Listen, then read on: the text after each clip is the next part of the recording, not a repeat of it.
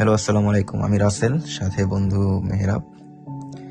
কর্মব্যস্ত জীবনের ফাঁকে আবার সময় করে চলে এলাম একটু ঘুরতে। আজকে আমাদের গন্তব্য রিচমন্ড পার্ক। রিচমন্ড পার্ক হচ্ছে লন্ডনের সব থেকে বড় রয়্যাল পার্ক,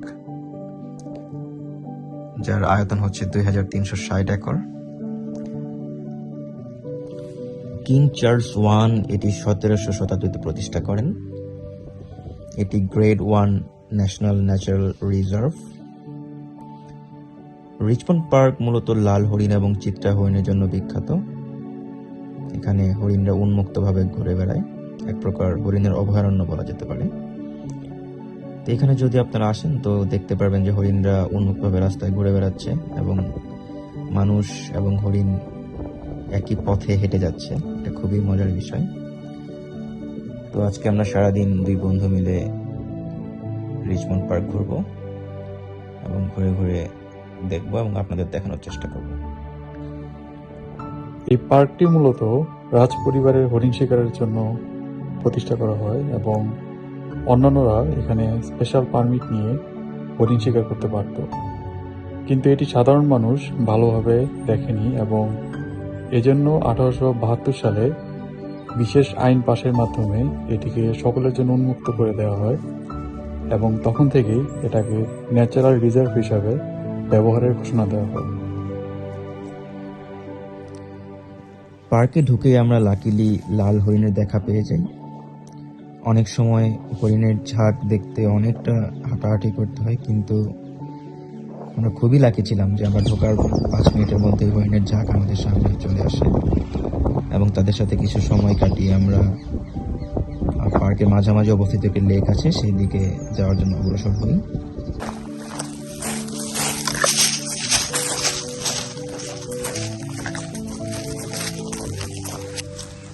মেঘাচ্ছন্ন দিনে হঠাৎ রোদের দেখা, গাছের নতুন পাতা এবং রোদ মিলে প্রকৃতিতে একটি অনন্য মাত্রা যোগ করেছে। শীতপ্রধান দেশ হওয়ায় ইংল্যান্ডে মূলত গাছের পাতা বছরের বেশিরভাগ সময় থাকে না। তো এই পরিবেশটা দেখতে হলে আপনাকে অবশ্যই এখানে গরমকালে আসতে হবে, অন্যথায় পুরো পার্কটাকে নির্জীব এবং প্রাণ ছাড়া মনে হয়। পার্কের মাঝামাঝি অবস্থিত এই লেকটি মূলত নানা জাতের হাঁস এবং মাছ সংরক্ষণের জন্য ব্যবহৃত হয়।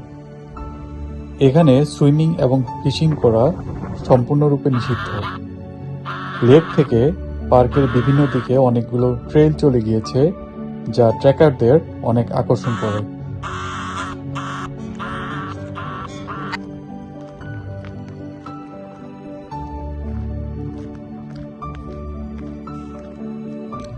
লেকের পাশে বেঞ্চে বসে আমরা কিছুক্ষণ বিশ্রাম নিয়ে নিলাম। নির্মল বাতাস এবং হাঁসের ডাক শুনতে শুনতে সময়টা ভালোই কাটছিল। লেকের পাশে কিছুক্ষণ সময় কাটিয়ে আমরা আবার হাঁটাহাঁটি শুরু করলাম। এই পার্কের মূল আকর্ষণ হচ্ছে চিত্রা হরিণ। এখানে হরিণরা উন্মুক্ত অবস্থা থাকায় কোন পয়েন্টে গেলে আমরা হরিণের দেখা পাবো তা বলা মুশকিল, তাই আমাদের প্রচুর হাঁটতে হবে।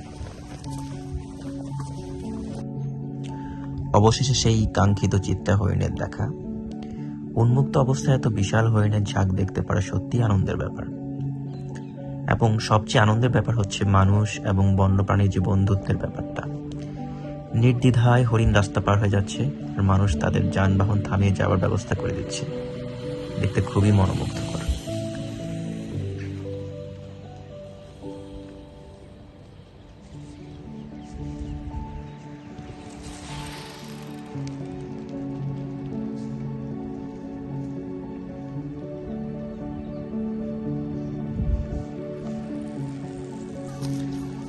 হরিণ দেখতে দেখতে আমরা এখানে অনেক চমৎকার সময় কাটালাম।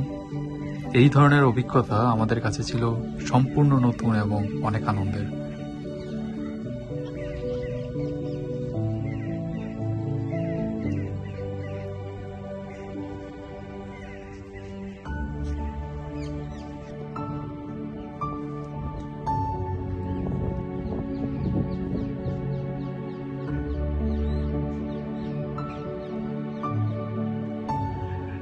আজকের মতো যাবার পালা। অন্য কোনো দিন আমরা চেষ্টা করব আপনাদের অন্য কোনো সুন্দর জায়গায় নিয়ে যেতে।